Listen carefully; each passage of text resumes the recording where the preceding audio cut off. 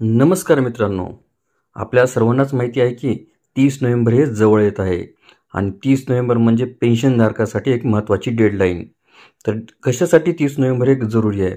तर 30 नोव्हेंबरला जे काही पेन्शनधारक कर्मचारी आहेत त्यांना आपलं लाईफ सर्टिफिकेट हे कार्यालयात सादर करावं लागतं.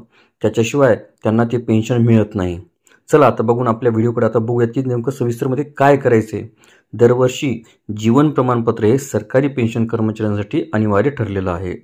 जीवन प्रमाणपत्र सादर करण्याची अंतिम मुदत जवळ आली आहे. जर तुम्ही 30 नोव्हेंबरपर्यंत जीवन प्रमाणपत्र सादर केलं नाही तर तुमची पेन्शन ही बंद होते. यापूर्वी पेन्शनधारकांना दरवर्षी जीवन प्रमाणपत्र सादर करण्यासाठी ऑफिस किंवा अन्य ठिकाणी जावे लागते. आता मात्र तुम्ही ते कागदपत्र घर बसल्या ऑनलाईन सादर करू शकता. दरवर्षी पेन्शनधारकाकडून जीवन प्रमाणपत्र मिळवण्याचा मुख्य हेतू पेन्शन निधी फक्त योग्य लाभार्थ्यापर्यंतच पोहोचावी आणि कोणीही फसवणूक करून पेन्शन मिळवू शकणार नाही याची खात्री करणे असल्याचे सरकारचे सांगितले आहे. पेन्शन सुरू ठेवण्यासाठी हे प्रमाणपत्र महत्त्वाची अट असून जीवन प्रमाणपत्र सादर करण्याची अंतिम मुदत ही 30 नोव्हेंबर 2025.